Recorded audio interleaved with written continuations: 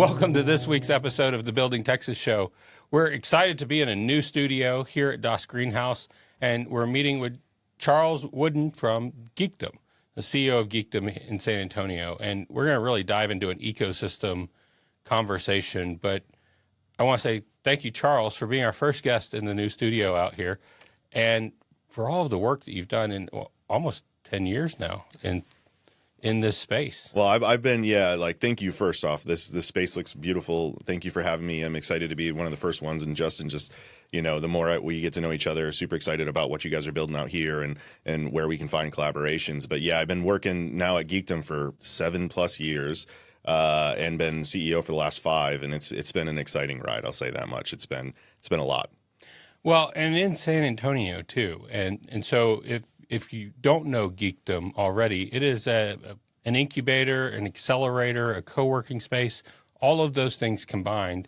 And it's located in downtown San Antonio off of Houston Street. Yes, sir. In a historic building. It's a great space. You have multiple floors. And there's a lot of members. You have 1,000+ people that come in and out of that building? Yeah, we have just over 1,000 members, and that ranges from people who have office space with dedicated teams to a person who's got an idea or maybe a side hustle that is really just trying to find a space to work from or collaborate with others. It's a wide-ranging gamut there, 50,000 square feet of space to include an event space. We also have a podcast studio, not as nice as this. But we've got a lot of different things there. And honestly, our roots for Geekdom really started as just a space with a concept, which was you build it, they'll come, kind of field of dreams type thing. When you bring these people together in a small confine, you create the right environment, amazing things will happen. And that is literally what happened for the first, I would say, 5-6 years of the organization. There was some programming, but it was brought from outside entities. We had a Techstars accelerator there for the first 4 years of the company when it was out of the Weston Center. And then when we moved over to the Rand, the historic building you were just mentioning, really, and I stepped into the team 2017, it was like, hey, what is, co-working is becoming much more known now. Yeah. You can find it a dime a dozen across the city today. What is our unique value proposition? And it really brought us all the way back to when Geekdom was founded and this principle, which was to be the place where startups were born. And if you're going to be a part of that, if you really want to be the place where startups are born, you need to have programming. You need to have you need to have a supportive environment to help these founders really take an idea, get it out of their head, validate it, and get it to a place where they can talk about it, they can pitch it, they can meet others, get mentorship about it, ideally find some funding for it. That is really what Geekdom's all about today. It's, helping people ideate, cultivate, shape, and grow their ideas. And we are here to build San Antonio one entrepreneur at a time. And it doesn't matter what industry they're in, we're here to help. And really now, kind of with that focus and that, product working 0 to 1 idea to some form of validation. Yep. My intention is now really turning towards how do we develop the rest of the San Antonio and surrounding ecosystem, working with partners like yourself, because we really want to build an environment where founders can find every resource that they need through whatever level of growth that they're going through. If they can't find it today, that's our goal to then bring it to them later. Well, and I love what you say about the space, because it's that collision, that unintended collision, accidental collision that happens, just having a space. And that's what Das Greenhouse's story is. The people that walk through here every week, I'm amazed, because someone will walk in. And recently I've had a number of former Geekdom participants, and they say, oh, yeah, I exited my company. I started at Geekdom back in the Weston Center, and those are great stories. Mm-hmm. But I'm only hearing them word of mouth or when I meet that founder directly. Yeah. And so we've shared a lot of conversation around how to build that ecosystem. And I appreciate your focus on programming, because that's hard. Programming that helps everybody. Like, your idea might be very different than my idea, mm-hmm. but the program of idea to next step is very similar building blocks. Yeah, there are pieces that are foundational to any successful company, and that's really where we focus. But you're right. Industry and how a company or an idea can be different as you develop and as you go further down this journey of entrepreneurship. That is where it gets very different. And that is where, as we start turning our focus towards that, you do really need to get into, if it's a CPG product, there are very specific metrics and focuses and resources that they need that a software company does not, or a company that wants to do, like creative companies, doing stuff like this and podcasts. It's a very different, environment, but the foundations are the same, and that's where we spent our time. But now it is, as we turn towards later stage growth, how do we find the right partnerships to really build upon that? What do you see from a founder coming into Geekdom? I've heard you in the past talk about people that you want to find them at the point where they're still afraid to talk about their idea a little bit. Yeah. Because that is the early ideation where you can really catch them in that green field and they can design it out with some guidance. Versus we've both met founders that have put $100,000 in. They didn't have a plan to start with. They did all the fun parts and they spent all their money. They spent all their time. It's a much different problem to solve. What's the number one thing that you're looking at when a founder comes in? I mean, I'll use the word coachability. I think that's really important. And the idea there is, well, there's two things. So coachability, it's almost a must at anybody at any stage to be able to hear and know that they are not always the smartest person in the room. But the other really big thing is what I've heard referred to as founder market fit. And what I mean by that is an individual who comes up with an idea is frustrated because they've dealt with it themselves. Whether they, I always use Alberto as an example from Boston Homes, but, he was selling mobile homes in that industry for years, realizing the difficulties of that process in this used car like lot that they sell these mobile homes in. It's a limiting factor. How do you break out of that? And, coming with the idea of we can sell it online. You don't have to meet the person in person. You don't have to see the product, the finalized. The internet is capable of doing all of those things. Yep. So how do you disrupt that? And it is somebody who dealt with that frustration firsthand that is the one who is most capable of bringing the change that needs to happen to it. Because I'm sure you've seen this, I've seen it, where people will be like, I've got this idea that can make a lot of money, but they have no background in the industry, and those never work, or very rarely work. If it's an idea that comes from somebody that is not in the industry, that's one thing. If they can find a partner within the industry that then can bring that expertise, okay, there's potential.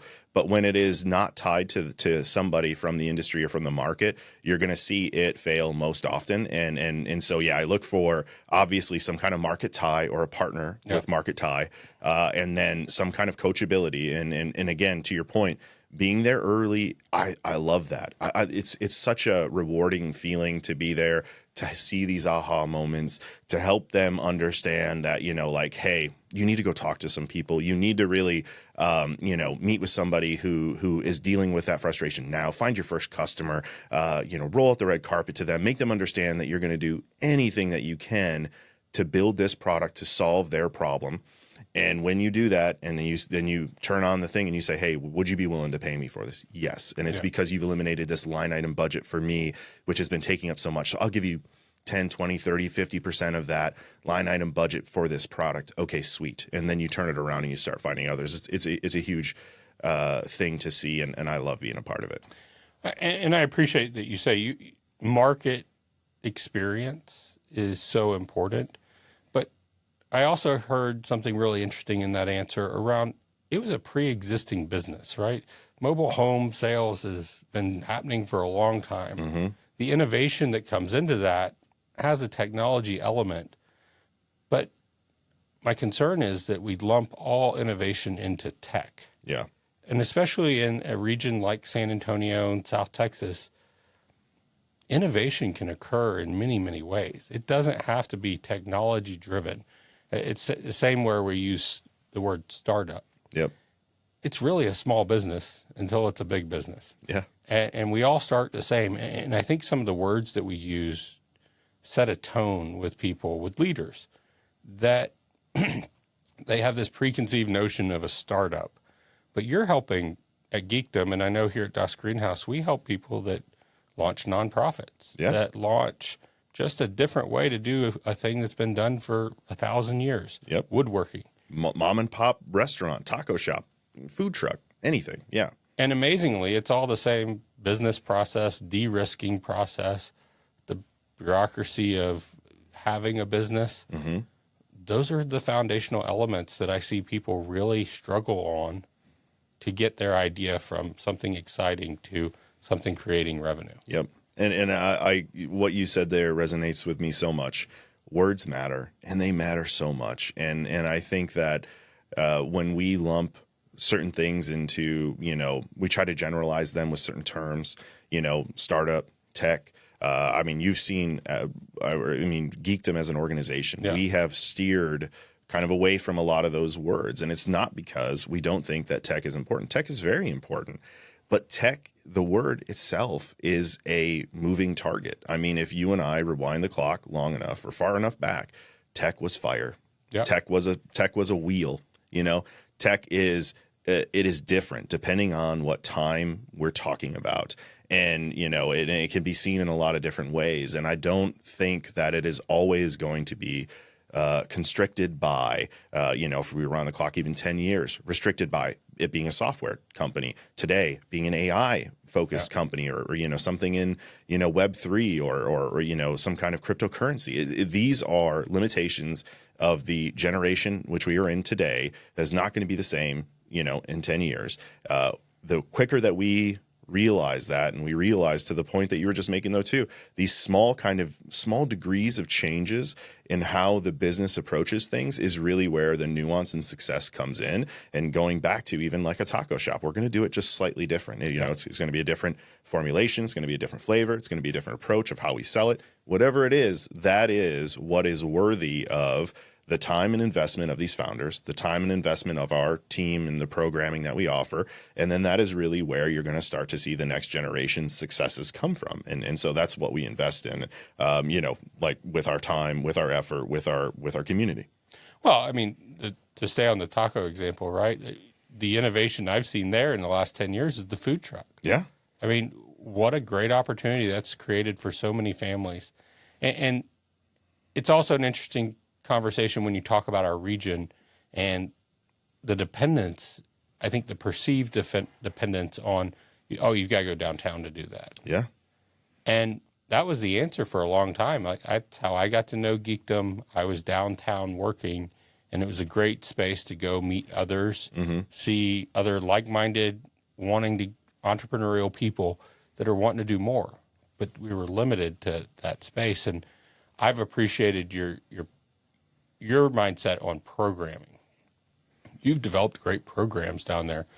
Startup Week, the Startup Weekends, those pre-accelerator classes, the Geekdom Fund and the Community Fund that comes in and starts putting money into the ecosystem that way. Those are all foundational needs. But now with things like Das Greenhouse, my mission is to take that model into small town. Yeah.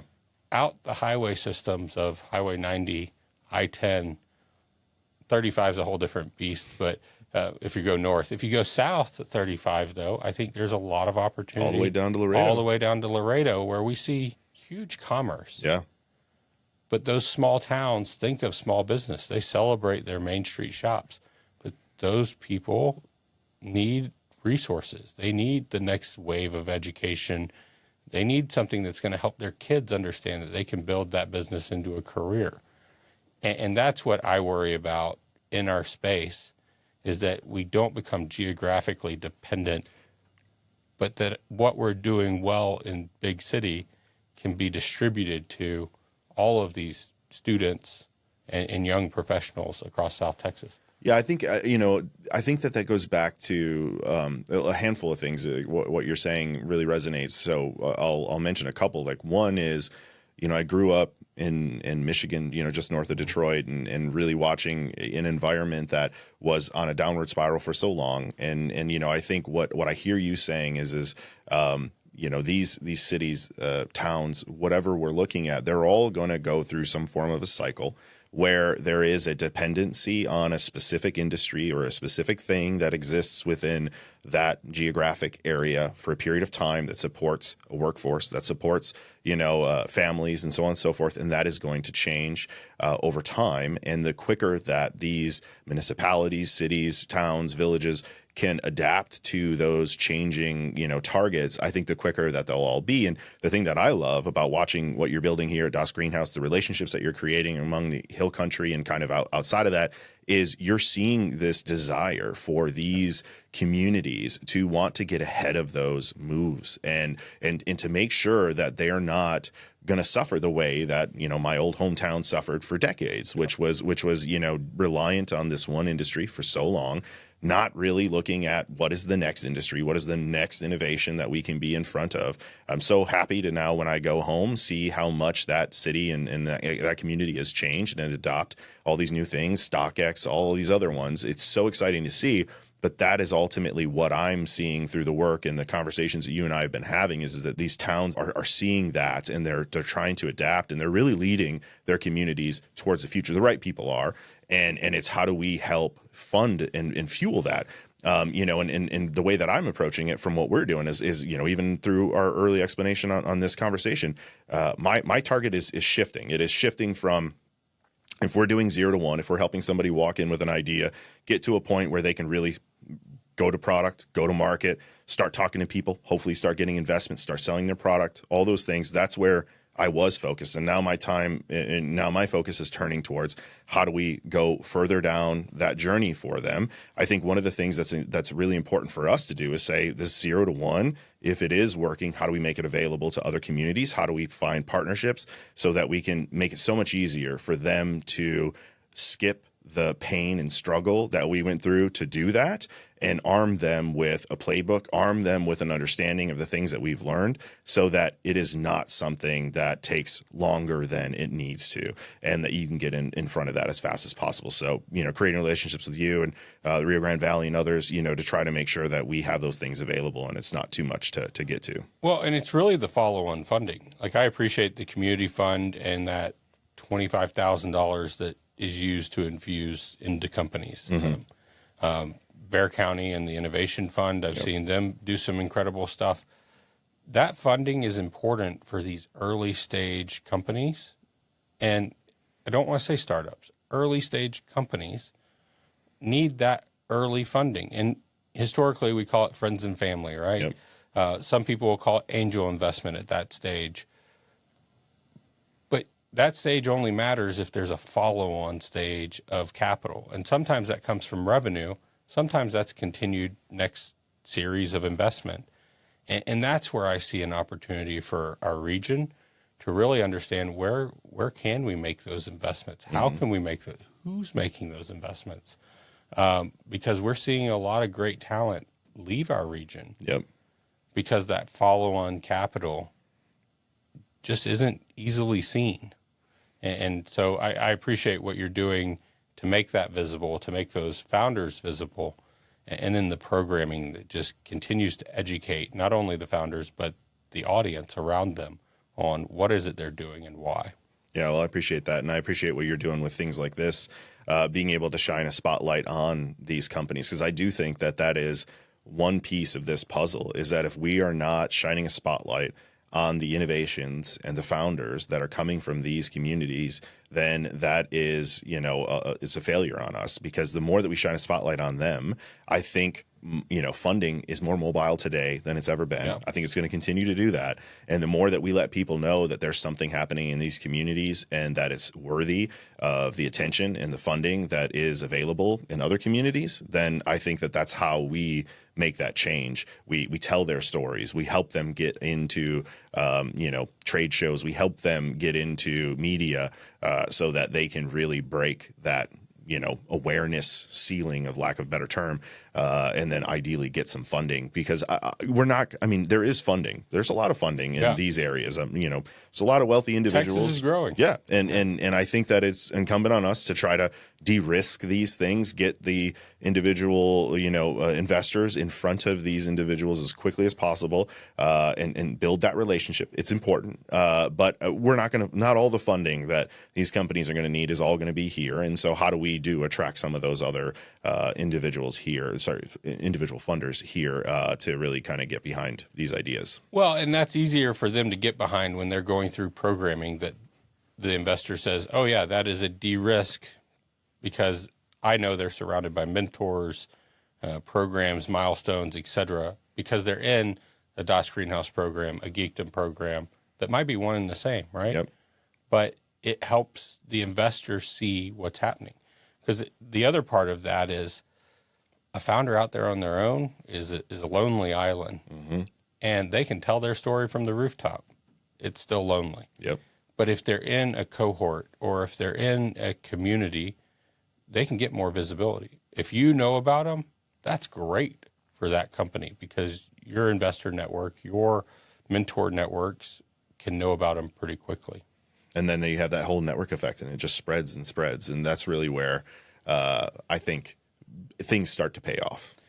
When we think about economic development, and we talk about it on the show quite often, I think a lot of people, we know how to celebrate cranes, right? We know how to celebrate JCB or Toyota, Caterpillar. I was part of Toyota and Caterpillar at different seasons. Like those are celebrated projects, big, hundreds of millions of dollars a project. But I can think to the Geekdom community in the last 7 to 10 years, there's been some great success stories that have like create your own, grow your own success stories that have gone out. There's a vending machine company that did really well. Par Level, yeah. Par Level. There's a whole host of them. But I don't know, where would we see those stories? How do we find and celebrate the grow your own concept of economic development? Yeah, I feel like that it's something we've missed, and it's something we really need to figure out how to encapsulate. You know, we've seen some news agencies, local, get behind some of these stories. I think we need to figure out how to do that. And you and I have been talking about this now for last couple months. Is really how do we formulate a way that we can get these founders, the things that they're working on, published earlier and more often, so that individuals can, outside of this ecosystem, see what is happening. That is a missed opportunity, and it takes opportunities like this. It takes whenever I get out there to really talk about them, to tell their story. But ultimately, it is how are they doing within their own specific industry, and are they breaking through and disrupting it in a way, and I brought up Broston earlier. Now their new product, Porch Pass, and what they're doing is really breaking through an industry awareness level that they're really starting to have that awareness grow and grow exponentially. Another company like Float Me and what they're doing is also doing that. And you're seeing their numbers of members continually grow every month. It's things like that it's clear that they are resonating in the world that matters most to them and their growth. But I think, as to your point, economic development wise, I still feel that we, in these areas are still really focusing on how do we get big fish to relocate here, which is an important piece of the puzzle. Yeah. We can't not do that. But I really do think it's my job, it's your job to find a way to break through and let economic development powers that be know that the next big fish could be right here. And we need to nurture that, that plant, that tree. We really need to give it the light, the water, and the fuel it needs to continue to grow. And we don't want to ignore what it is doing, because, when it becomes, and JCB, huge. I don't want to use them too much as a comparison, but as an example, when Bexar County and San Antonio sees an opportunity like that to bring thousands of jobs here, you have to jump at that, right? Yeah. And it is so important. It's going to change the landscape, just like Toyota did, and just like Caterpillar did for San Antonio. These are going to be huge things. We need to continue to fuel those things. My hope is that the work that you and I are doing, DOS Greenhouse and Geekdom, are ideally creating the next generation of those types of companies. Now, is it going to be rack space size? Is every company that goes through Geekdom or DOS Greenhouse programming going to get to 6,000 employees, 3,000 locally? Probably not, but there's probably going to be 1, 2, maybe 3 that do. And it is making sure that we have a pathway, or we have the right connections and the right ability to call and make that awareness and say, hey, this is an exceptional case. This is somebody that we really need to make sure that we take care of, because they're going to be courted by other ecosystems to go and move there. And we don't want that to happen. We want to make sure that success stays here, because it is homegrown, and those roots are important. DOS Greenhouse has an incredible partner in our local Economic Development Corporation. And I was with them yesterday when we were meeting with the county. And it reminds me that every election cycle, we get new leaders. Yep. Wherever you are in the state of Texas in particular, those new county commissioners, county judge, looking at the Bexar County Innovation Fund, I mean, that makes an impact on the long-term vision. And if there's not a strategic plan tied to how we're doing all three legs of the economic stool, meaning attraction, retention, and then growing your own, when you're doing all three of those really well, we're thriving. Yep. But inherently, culturally, we all know how to celebrate someone moving here. Yep. I think we struggle to raise your own and celebrate the hardship, because it isn't tomorrow they're successful. It might be tomorrow they failed 3 more times. And then on the 5th time is when they started seeing success. And then it was another 5 years to now it's the Rackspace story. Yep. Right? Those don't, very, very rarely is an overnight success. I almost say never. Yeah. But it's hard locally to celebrate that long-term marathon. And so I understand the human psyche there, but I'll go back to the elected officials. How do we educate them? How do we bring them in? And they're all comfortable with traditional development, but we're doing things a little bit differently. We're going to be asking for support, but I think we have to educate them too. What does that mean, and what does support really do? Yeah, I mean, to be honest with you, I think I've learned a lot through our conversations and in the way that you're approaching that. I think stepping in as a first-time CEO, my attention went directly to what mattered most to me at that time, which was what are we doing and what is our unique value proposition. I feel more confident in that. My team is so amazing. I'm so blessed to have the team that I have, the work that they do. You're talking about the programs earlier. That's the team that does that work. And I think as a leader, I've started to realize more recently, like, what is my role to serve them, to serve the community that we are building the right way. And really, it is these types of conversations, the ones that you're bringing up. It is incumbent on me to get in front of the elected officials and the correct departments within city, county government.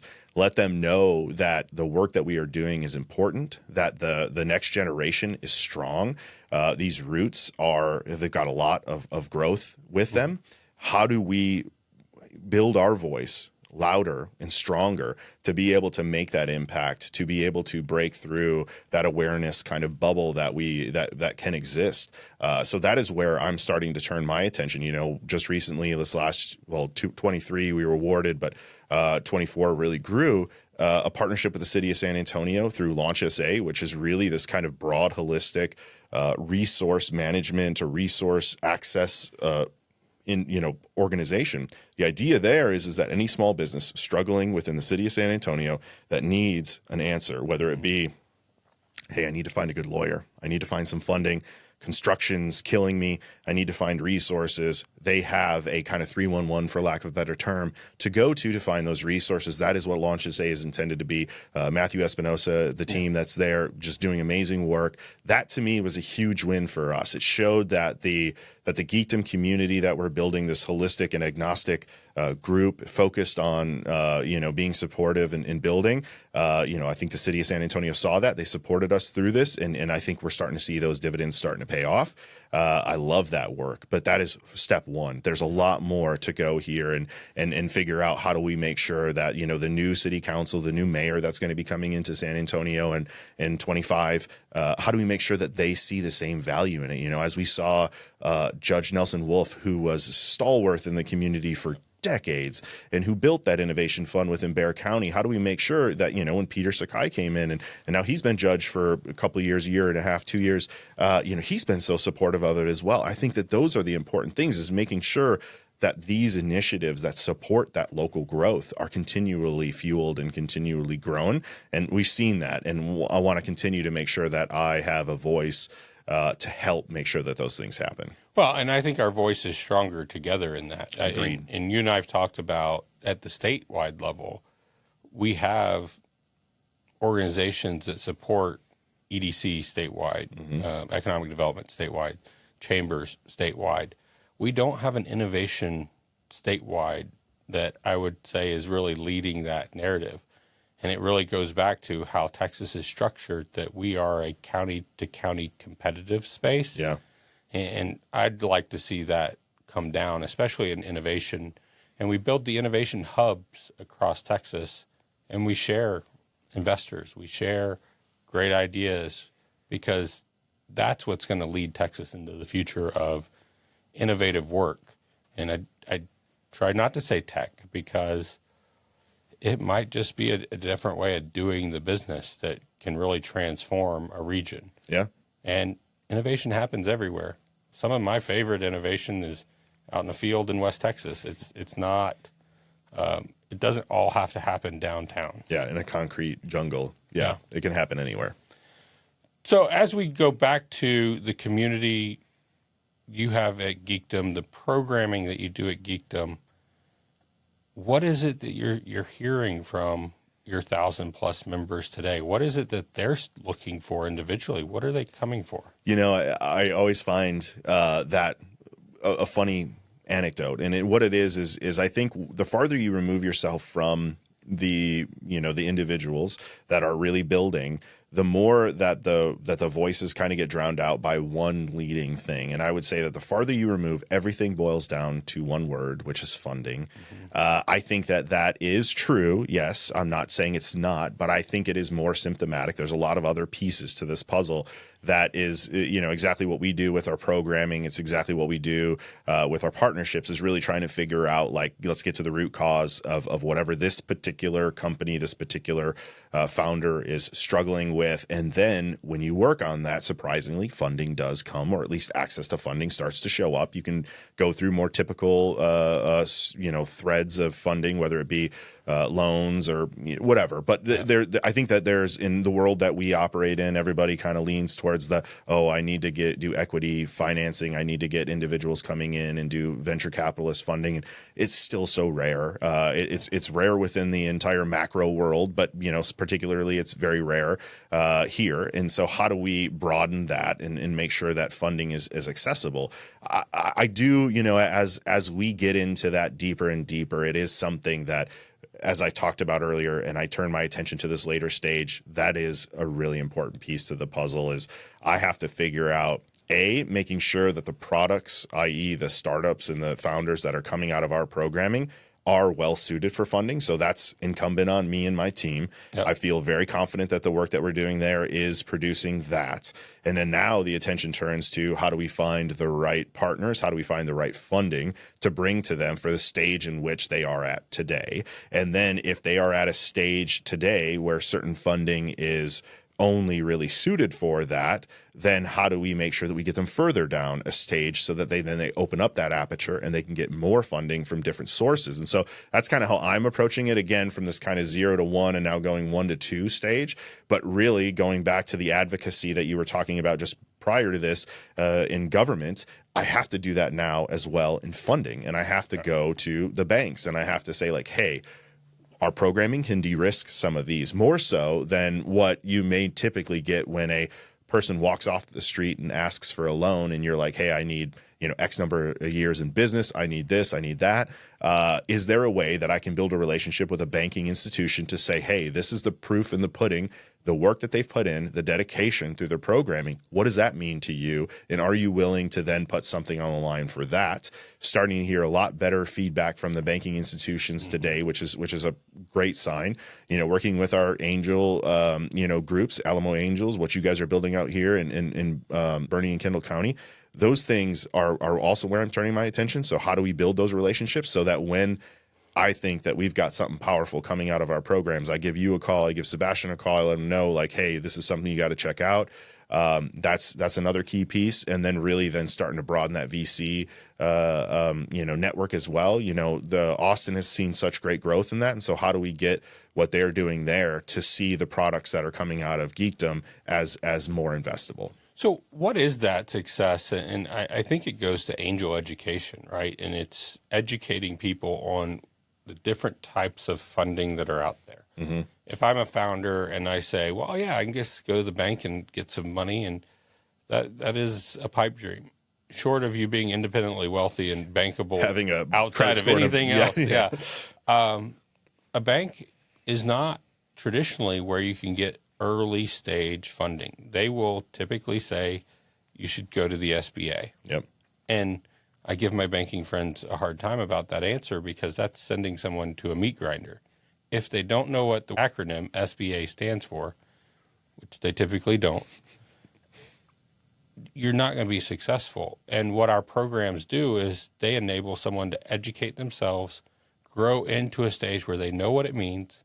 They know what different levels of funding, meaning different corporate structures, are, and then they go find the one that's the right one for them. Yep. But to the same point, investors, we have our Texas investors, right? And I will say, as a whole, in the broad sweeping statement, they look and feel a lot like bankers. They're looking at a risk formula and they're trying to make a decision. But when you're on an early stage investment, you're looking at an idea and saying, does the idea have merit? Does it make sense? Yes. Have they de-risked enough of it that I think they know what they're doing? But ultimately, you're investing in that founder. Mm-hmm. You're investing in the energy that they can get to the next stage of investment. And that is a whole different mindset that I would say we have an opportunity to educate investors on what that role is. It's not all purple unicorns. They're not all going to be $100 million Ubers. Nope. But a $200,000 a year small business is a great success story. It can pay you back. That feeds a family. Yep. And so those are the opportunities that I want to help our investor networks really start to get educated on. Yeah, it's funny that you say that. I think myself I'm going through an education right now, trying to better understand. I think if you rewind the clock to Charles of 4 or 5 years ago, you would have saw a guy who's shaking his fist looking at whatever investment existed in and around our area and saying like, why are you not investing in local companies, or why are you investing here or there? And then, you get turned on to fiduciary responsibilities and you really start to understand that like, hey, yeah, like you can't just throw money at things just because they're local. There has to be some, sight of a payoff here. There has to be some metric that you can point to be able to say like, hey, yeah, this is going to pay off. And now as I really start to, again, make this turn from, our programming that we do now, and I start to look at like, hey, what is the next thing that we're missing that we really need to be focusing on? I really do think it is in this angel area and really better understanding that. And so I've been going through more recently a little bit better of an education. I was added to the board of Alamo Angels. I've learned a lot through what they are doing, but myself am now starting to really dig into it, do more reading, listening to more things. And I think one of the most exciting things that I've uncovered is, the foundations of Angel, which from what I understand, and I could be wrong because I'm, again, just starting to get into this world, it really came from individuals who were supporting, plays and those types of things back in the day, theater. And it was the people who were willing to take risks on these things and really be there to protect the people who were coming up with the ideas. And if that's the foundation, and then it grew and it became something that was investing in the next generation of tech, the next generation of innovation, in Silicon Valley. I think that's where it became very popular. That area, it is the mission and the goal of those organizations that were funding the Netscapes and the, early ages of all of this innovation. They were there protecting the founders the same way that you and I are now through our programming. And I think that is a piece of this puzzle moving forward is, how do we get angels, get the people who do have the means to know the founders that are coming through our programs earlier, and they see the value of what they're doing. That is really where I want to spend my effort now, is bridging that gap and saying, okay, we've got I think you've met with James O'Lean. Yep. James he's a brilliant guy. How do I get him in a room with somebody that sees value in what it is that he sees? Because he has a vision. He, again, going market, founder fit, he's got a background that is in that industry. He knows it. And if I can get him in front of somebody who's got some money and sees it through his eyes and knows that this guy is hellbent, he is not stopping until he succeeds in what he's doing, that is what you're investing in. Going to your point, it is investing in that guy.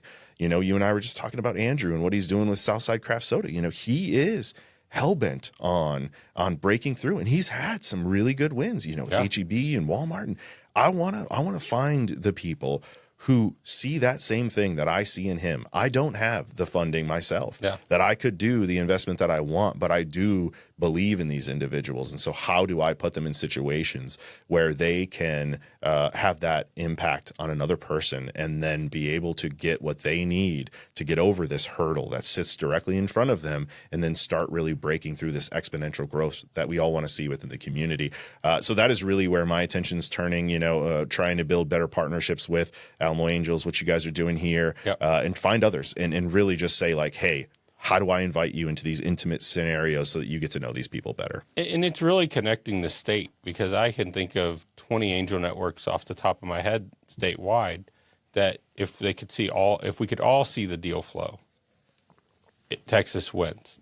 The Texas Space Commission is pushing on how do we make space a more competitive market in Texas, because there's 1,800 early commercial space companies here that all have legs, and we're competing with Utah, Colorado, and California primarily, Florida a little bit, to attract them here. And statewide, we're looking at how do we put innovation hubs in place that can serve that market. But I'll go back. Those investments can be money. Mm-hmm. They can be mentorship. They can be introductions. Yep. There's a number of ways that our communities can come in and support. You're not writing the check, but your endorsement goes a long way. Yeah, social capital. It opens doors. It introduces you to others that might be more prepared to invest. And then I liked how you outlined the story, and it reminds me from the historical nerd element. In the 50s, there was General McDermott and people like him in San Antonio that were using their personal money, their angel investments, to buy land and build the medical center that we now it's a huge economic engine. Yeah. They were building those assets because they knew, similar, if they built it, it would come. They knew it was a need for a city of our size, and that they had to make that private investment to bring the public along. I think now we go to public funding first and then hoping that attracts private. But I hope that we can find a balance where sometimes private is leading and public follows, and we get to be less dependent on public leading and private following. Yeah, I think I think you're hitting the nail on the head. I think if we were to trace back a lot of, or I don't want to be as audacious to say any, but the majority of these successes, even going back to my hometown, Detroit, in the dumps, bankruptcy. And you've got somebody like Dan Gilbert coming in and investing meaningfully in downtown Detroit in a way that now you see the fruits of that labor. Now, public comes afterward. It takes time, but you really do have to kind of carve that trail first. And I'm grateful to be working with Graham Weston and what he's doing. That is why we exist, and it was his desire to do these private investments in downtown San Antonio, which led to Geekdom, which led to the Weston Center, Weston Urban and the work that they're doing. It's all those things. And to your point, General McDermott, he has left a legacy. We drive down. When I head back downtown, I'm going to be driving the General McDermott Highway. Yep. I'm going to pass by USAA. I'm going to pass right past the medical center. All those things are because of the work that he has done and the investments that he had made. And it's a matter of how do we carry those torches on, and how do we make sure that the next General McDermott, which is probably, in and around this area, could be, going to downtown occasionally. How do we make sure that we captivate them, show them what is coming, and get their interest first into it as the investment? And then ideally when and if they have that funding that they can put behind it, that we're there to kind of give them what is most investable at that time. What's the call to action here? Where do you want our listener to get involved? Where can they have the impact today? Well, not to sound too self-serving, but it is getting involved within organizations like Geekdom, like DOS Greenhouse. Depending on where you are, regionally, wherever, find the organizations which are leading the charge of innovation within that community. And with what we're doing at Geekdom, we're building that next generation of founders. We're helping them, get the resources that they need. That's what you guys are doing here in Bernie. I would say that if you have means, whether it is you have an idea and you want to know where to get started, walk in, show up, come to a program, come to an event, and just start to get knowing people, because that is how this all takes place. That's step number one. Step number two, if you've been there, you've done that, you've learned, you have experience, you have expertise, come in and mentor. Come in and be a part of the community. Just be next to other people, share what you've done, and then help somebody else. Give one thing, it'll find its way back to you in a different way. But that is where it all starts. You have to pay it forward. And that is one of the things that I love about Geekdom when we stepped in, is this culture of being helpful. If you're sitting next to somebody you don't know, introduce yourself to them, find out what it is that they're doing. If you have an experience within the world that they're in, offer it and help them get beyond whatever hurdle they're dealing with. And that has lived through from day one until today, and continue to do that. I would say then, if you are a, county official, city official, anybody like that, you have funding, whatever that is, knock on these doors. See what is behind the walls, find out what innovations are coming, and then find out what we can do to eliminate the obstacles that are in front of them, whether that be funding, whether that be regulatory, no matter what that is. Or if we're here to support this community, the communities that we're in, and we're here to help grow, then it is incumbent on all of us to get involved in some way meaningfully. And no matter which way suits your abilities, that is what you can do. And where would people find you online? Where do you drive people to learn more about Geekdom? Geekdom.com. If you go to geekdom.com, you'll find out everything that it is that we do. We have always all sorts of different events you can come to. We have all different programs that are running pretty much all times of the year. Obviously, social media is always a great place too. Instagram, TikTok, if it's still alive in a couple days. Facebook. You can find information about who we are, what we're doing there, and the companies that we help. That's where you should start. If you're a small business and you're looking for resources as well, launch us a link. If you were looking for resources, there's a lot of different ways that you can get involved, but that's where you should start. In your time at Geekdom, what's your biggest learning for you personally, and then for founders in general? Wow, that's a good question, and I think you're catching me at a very retrospective part of my life. I would say always be willing to learn, and as I talked to you as soon as I walked in today, I'm learning something new right now, and I love it, and I eat it up. I would say if you in your life, you should always be looking for that, no matter what it is in, whether it's a hobby that you're interested in, whether it's the work that you're doing, whether it's your kids and what they're doing. Like I'm learning about Kuromi and Hello Kitty. I have no idea what those things are, but like I'm always an eager person to learn, and it pays off. So spend that time to learn something new every day. Spend some time to get to know something about something that excites you, and just spend that time. It's worth the investment. Just do it. And then I think, the other thing that I'll say that I've learned is this generation, everybody can dog, Gen Z can dog, I'm a millennial, but I'm kind of a cusper right on the Gen X millennial, line there. It's bright. It's just a matter of how you meet them where they are. And this team that I have is just so powerful, and I'm so proud to be a part of it, is finding a way to fuel them. It pays off. And so find your way of giving back, whether that be, through financial means, whether it be through your time, whether it be through whatever it is. Just give back and learn. Those are the two things that I've learned in these past 7+ years. I appreciate what you say there, because it is bright. If you turn off the TV and go find a group of people that are all out working on something, and they could be working on different things, right? But the spirit that you get when you walk into Das Greenhouse or walk into Geekdom, it can be really uplifting. Mm-hmm. So if you're out there doing this by yourself and you're chasing your idea alone, I would encourage you to come into one of the innovation hubs around the state, wherever you might be. Find that community, get involved, and turn off the TV and find some people that are passionate about doing the work. Yeah, I mean, I went to a coffee shop this morning. You can look around. You see people that are clearly building something right there, and it's not the environment for that. Yeah. Go to a place where other people are doing the same thing and hobnob with them. It'll pay off. Trust me. Well, Charles, thank you so much for coming out to Bernie, coming to DOS Greenhouse today, and for the way that you're building Texas. Well, thank you. I appreciate it, and thanks for all you do as well.